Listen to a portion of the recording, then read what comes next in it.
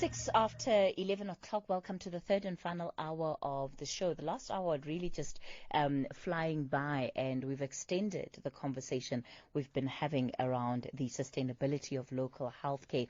Very different and interesting insights being shared by our guest, Dr. Rajesh Patel. He is with the Board of Healthcare Funders. Christoff Raath is a CEO of Insight Actuaries and Consultants, and Dr. Nthuthuko Bhengu is CEO and founder Alchemy Health Technology. So I'm still taking more of your calls and your contributions, and I think, there've been big issues that have been highlighted around leadership and governance, which is where the biggest failures seem to be in the healthcare sector across the board, not just in the public healthcare sector, but in the private healthcare sector as well, that are resulting in some of these gaps, perhaps, that we as the end consumers experience when it comes to, the access and even the quality of healthcare that we're able to experience.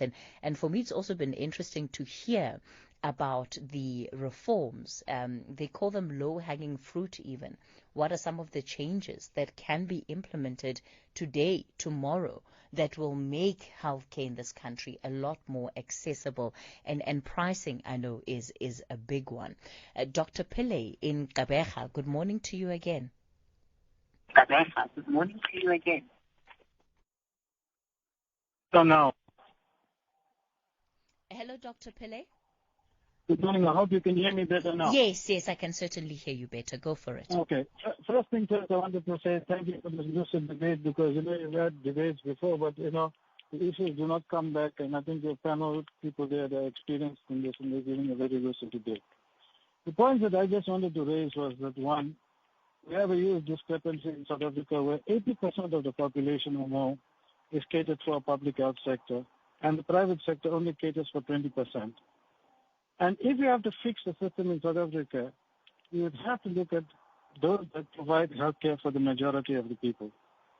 The second point that you have raised, as you said quite correctly, in any democratic and social government, the government actually subsidizes the poor at the expense of the rich. But in South Africa, we have a unique situation where the private healthcare is subsidized higher than what the poor indigent public health care is subsidized at. And the tax expenditure subsidy has been there since the ages, and it is that reform that we were trying to achieve. The third thing that I wanted to highlight is that NHI is not a replacement for the health sector per se. The government still has a responsibility to provide health care for 80% of the population. But the introduction of the NHI was as a process, and it's not an event, it's a process. It will take 15 or 20 years. And that's why you need continuity of implementation of an idea, and if you have a fragmented implementation, it doesn't work.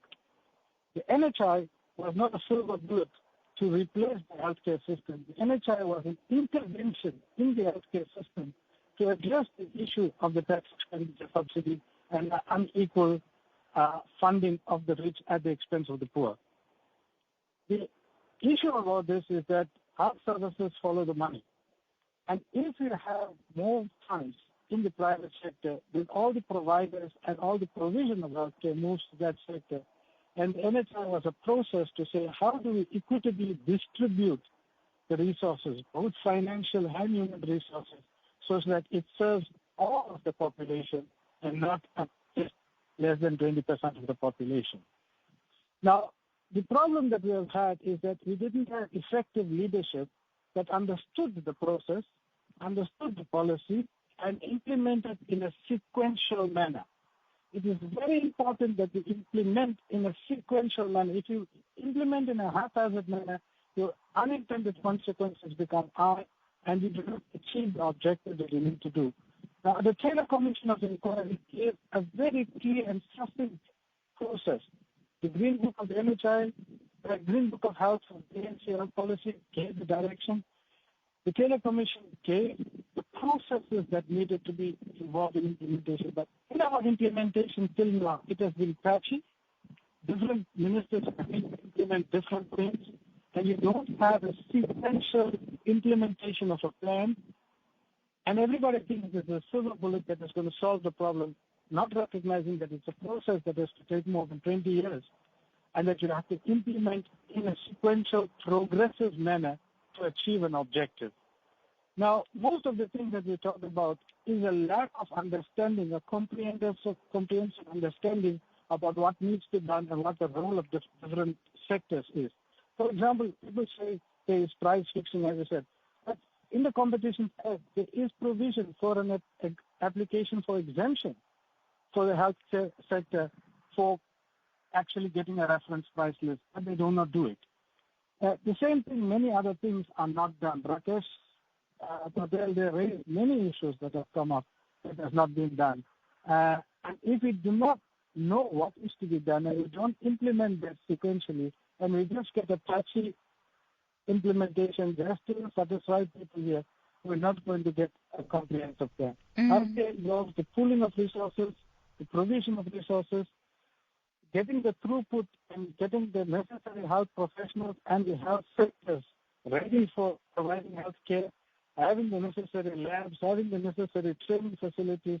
And it's a comprehensive plan, and I'm not so sure that we have people at the present moment who comprehensively understand what needs to be done and that there are different components of this that need to be implemented, and it has to be implemented in a sequential manner. I was involved in this process for a long time, but unfortunately now I gave up because I just feel that people do not understand the process.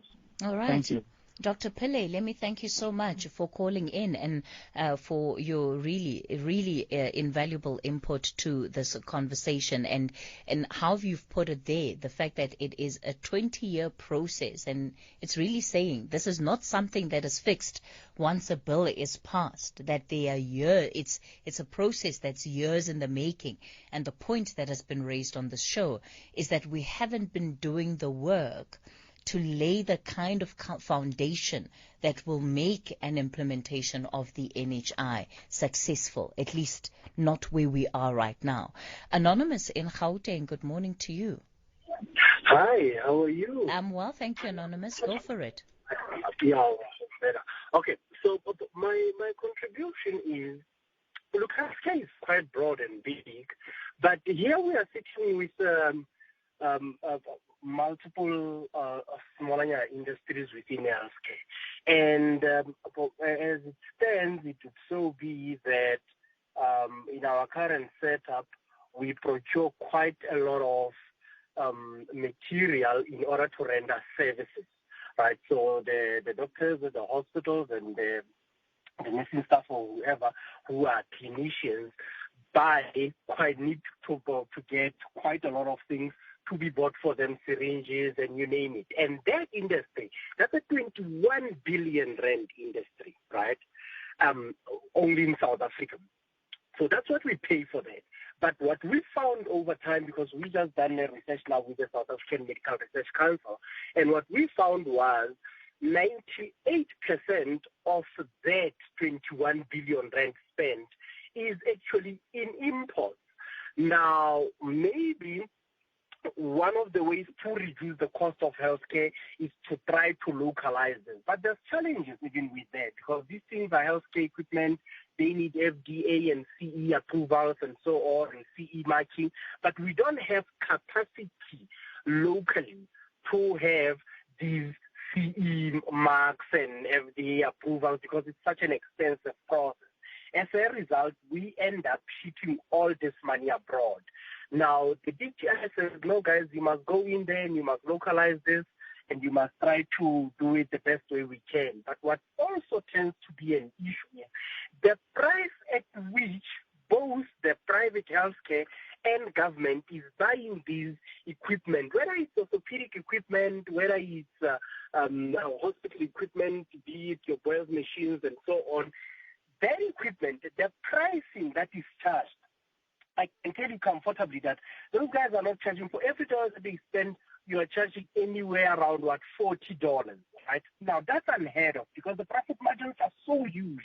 The average profit margin for any multinational in the country for a single implant or equipment that they sell is somewhere in the ranges of $20, with a profit margin of around $12 for every dollar we spend.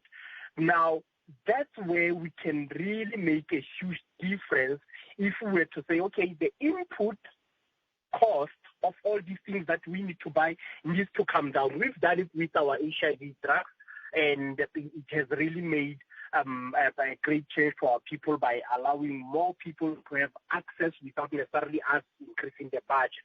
So I think that's one of the areas that we need to focus on in lowering this. And unfortunately, medical aid, even though they are saying they are lowering it, they are not necessarily, because what we are seeing is they are bringing it to somewhere around $16-17 for every dollar that is spent. That is still quite high, and that's what creates barrier to healthcare in Anonymous, thank you so much for that. I'm losing you a little bit. Are you still on the line, Anonymous? Yes, I am on the line. And you work in the sector, hey, Anonymous? Yeah, I've worked in the sector in multiple capacities. I've been on the hospital level and clinical level, so I know how the hospital runs and so on. But I also went and worked for these multinationals to try and help them to get it right. And I know what is the cost on the other side. So I have quite of a 360 view of what the industry needs, where we should go, what is the best way of going there. All right, Anonymous, thank you so much for calling in and again for your contribution. Very insightful indeed. Thanks for that, Anonymous in Gauteng. Lorraine in KZN, good morning. Good morning to you, my sweet Kathy, and how are you? I'm well, Lorraine. Go for it. That's not bribery, okay? Of course it's bribery. Thanks for taking my call, and good morning to your listeners. Kathy, I had the privilege of being in the U.S. at a time when the NHS and the healthcare facilities, whatever it is connected to healthcare, was being really, really discussed and debated for the 6 months I was there. And I thought it was so wonderful. And whilst I'm not saying that we as South Africans should emulate what America does, we can take a leaf out of their book, because the shift needs so much change.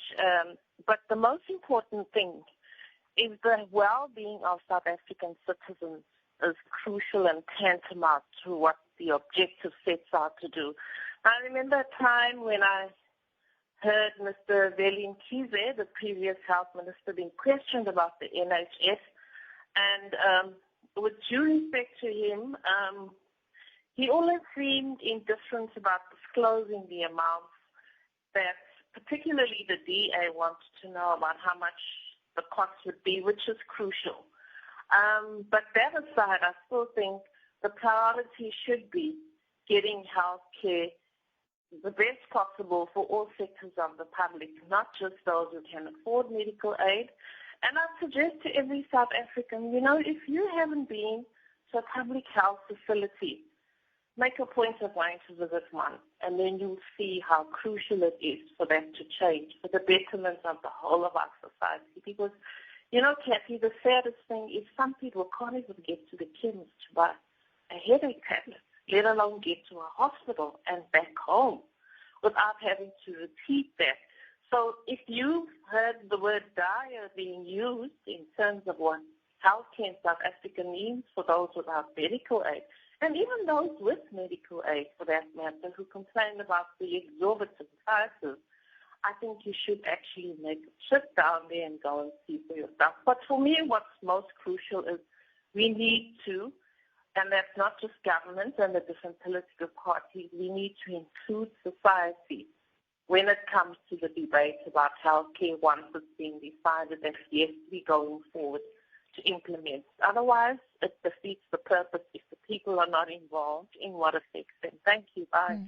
Thank you, Lorraine. And I agree with you 100%. How do we ensure that this conversation becomes part of our public discourse, at least in a more in-depth manner, because we talk about it in broad strokes, but there's so much that is involved, and I think sometimes it's easier to run away from things that we don't understand, right? We're not all of us in the industry. These are complex subjects, but let's find a way of actually making these conversations accessible, because it affects all of us. We're all affected. And let me end it off with Spusiso in Eshowe. Good morning, Spusiso. Yes, good morning, Ms. Msafane. Yes, good morning. Go for it. Yes, I would like to differ a little bit from the topic, but it is in connection with health. My problem is with the hospital group, which is called Netcare SA. I was hospitalized in 2019 in Netcare Richards Bay. And I had to be amputated my little finger.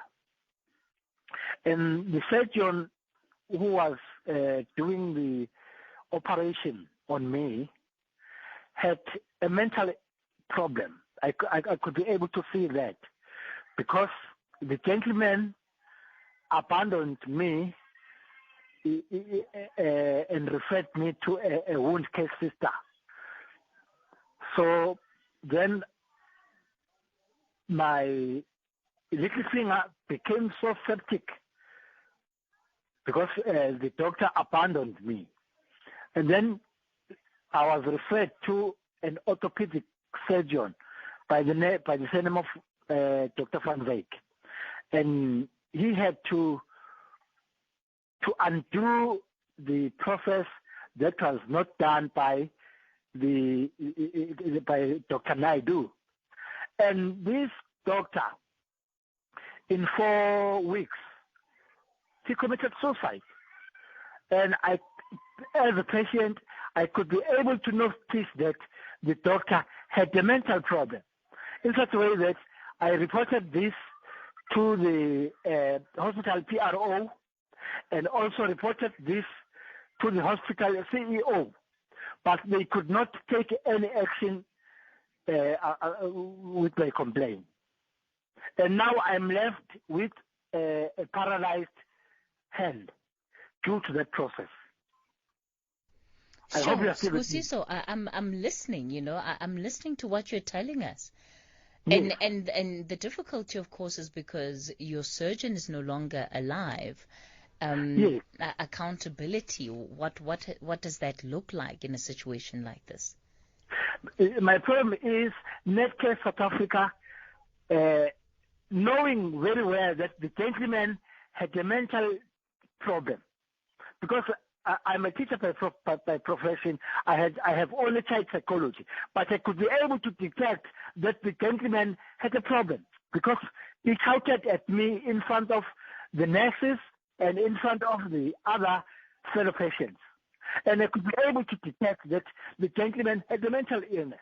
And I made a follow-up that the gentleman was having a domestic problem. I don't know whether he was undergoing what you call a divorce or what. But he had the mental problem. All right. Look. And now I'm left with the paralysis because of that gentleman who was employed by Netcare SA. All right. Look, Spusi, so the difficulty, of course, is that we don't have Netcare as part of this conversation, so they can't respond. But what we can do is that we can, certainly reach out to them, and I'll take you back to our producers, particularly Lebo, who'll take down your details, and we'll see. But I think it's an example of just the experiences that people have when they try and get assistance in our various in our various clinics, hospitals, whether it's private or public healthcare. Let me come back to my guests and also give them then an opportunity to weigh in on the issues raised by our callers, and also include in that, please, your concluding remarks to this conversation, because we've extended, but we're also out of time. Dr. Patel, let me begin with you. Thank you very much. I think we've been sitting with these problems for many, many years. And as was mentioned in this talk, we can make small incremental reforms, and that can make a difference to people's lives. It can also make a difference to people's affordability in healthcare. The Trade and Industry Minister has allowed exemption to take place for COVID-related price negotiation. We just need our regulators to take it up and run with it. And I think that's a concluding remark, that we need leadership, and we need leadership very quickly. Thanks. Dr. Bhengu?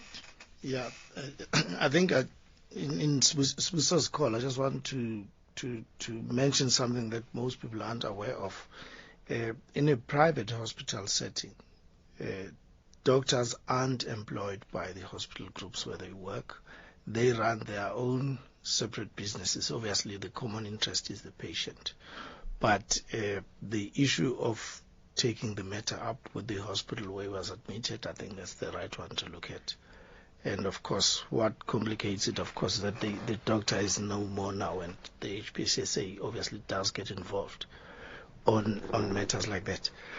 Yeah, but Kathy, in closing, I just want to say that, and this was the gist of my presentation as well, that when we talk about the national healthcare system, we not looking purely, or we shouldn't just look at the government being responsible for the public sector.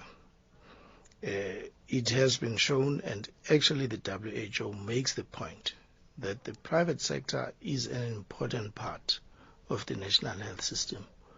And how we see this in the industry is exactly what Mike from Newland say, where some of industry players say government must just focus on the public sector and leave the private sector alone. But if we did that, then government will never effectively address healthcare issues for everybody in the country.